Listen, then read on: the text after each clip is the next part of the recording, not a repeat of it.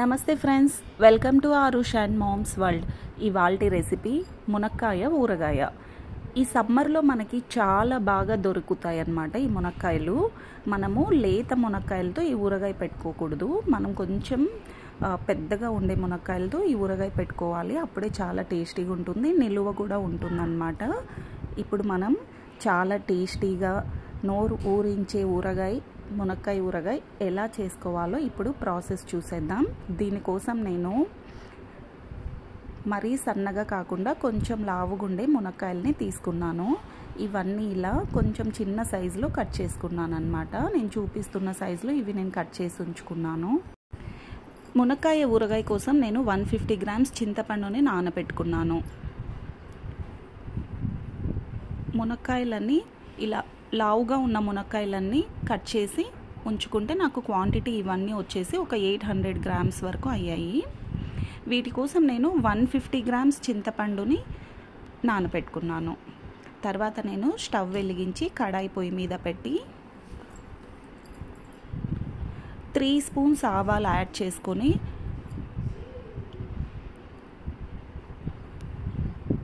నేను ఇవి స్లో ఫ్లేమ్లో వేయింపుకున్నాను అన్నమాట. అలానే ఇందులో నేను ఇంకో 1 స్పూన్ మెంతులు యాడ్ చేసుకున్నాను.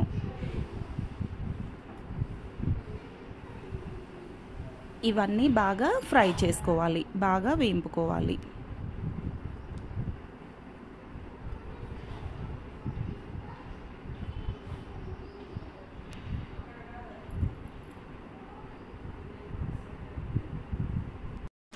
ఆవాలు మెంతులు బాగా వేగిన తర్వాత చల్లారబెట్టుకొని మిక్సీ జార్లో ఇవన్నీ వేసుకొని ఫైన్ పౌడర్ చేసి పక్కన ఉంచుకోవాలి.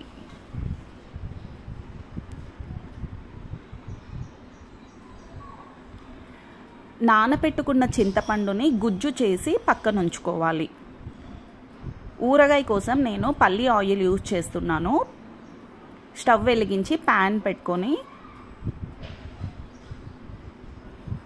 డీప్ ఫ్రైకి సరిపడంత పల్లి ఆయిల్ వేసుకొని తర్వాత మనము మునక్కాయల్ని డీప్ ఫ్రై చేయాలి. మరీ ఎక్కువసేపు కాదు, ఒక 1.5 మినిట్ వరకు మనము వీటిని డీప్ ఫ్రై చేసుకోవాలి. మరీ ఎక్కువసేపు చేసామంటే ముక్కలన్నీ విరిగిపోతాయి.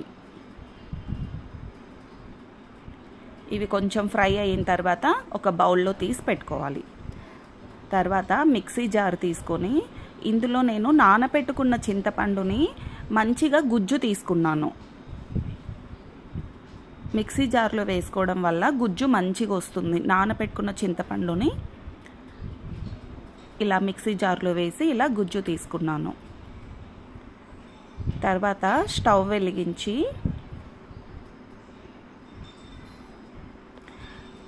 గుజ్జు తీసుకున్న దాన్ని, చింతపండు గుజ్జుని ఒక బౌల్లో వేసి ఒక 3-4 మినిట్స్ వరకు దాన్ని బాగా వేయింపుకున్నాను. తర్వాత నేను రాక్ సాల్ట్గా మిక్సీ జార్లో వేసి సాల్ట్ చేసి ఉంచుకున్నాను. కొన్ని వెల్లుల్లిపాయలు తీసుకొని దీన్ని మనము కచ్చా పచ్చగా దంచి ఉంచుకోవాలి. తర్వాత డీప్ ఫ్రై చేసిన తర్వాత అదే ఆయిల్లో మనము ఒక 2 స్పూన్స్ ఆవాలు, 2 స్పూన్స్ జీలకర్ర, 1 స్పూన్ ఉద్దిపప్పు, 1 స్పూన్ శనగపప్పు, అలానే కొన్ని వెల్లుల్లిపాయలు, 2-3 రెడ్ చిల్లీస్ని కట్ చేసి వేసుకోవాలి. కొంచెం కరివేపాకు, కొంచెం ఇంగువ వేసుకొని ఇదంతా పోపు మనము చల్లారబెట్టుకోవాలి. తర్వాత ఇవన్నీ మనము రెడీగా పెట్టుకొని ఫస్ట్ డీప్ ఫ్రై చేసి ఉంచుకున్న మునక్కాయల్లో మనము ఆవపిండి, మెంతిపిండి వేసుకోవాలి. తర్వాత కచ్చా పచ్చగా దంచి ఉంచుకున్న వెల్లుల్లిపాయలు వేసుకోవాలి.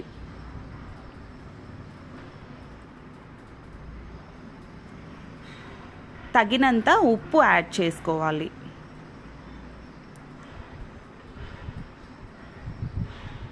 ఊరగాయలకి ఉప్పు కారం కరెక్ట్గా ఉండేలాగా చూసుకోవాలి. తర్వాత తగినంత కారపొడి యాడ్ చేసుకోవాలి.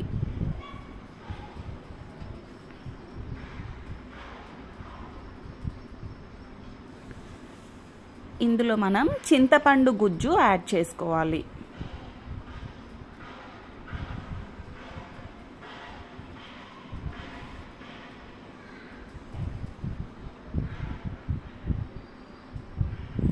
ఇవన్నీ బాగా మిక్స్ చేసుకోవాలి.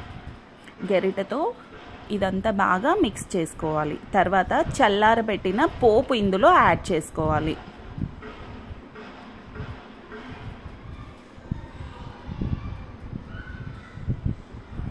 ఇదంతా మనం మంచిగా మిక్స్ చేసుకొని మరోసారి సాల్ట్ చెక్ చేసుకోవాలి.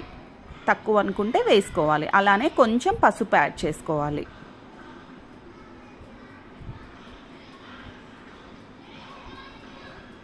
మంచిగా స్లోగా మిక్స్ చేసుకోవాలి.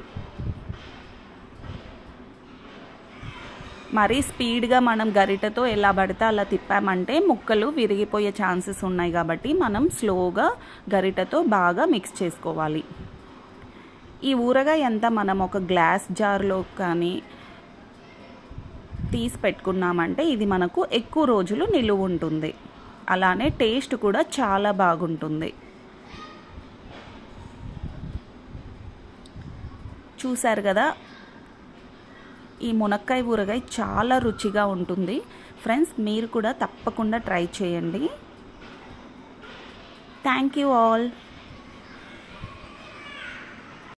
If you like my video, please like, share and subscribe.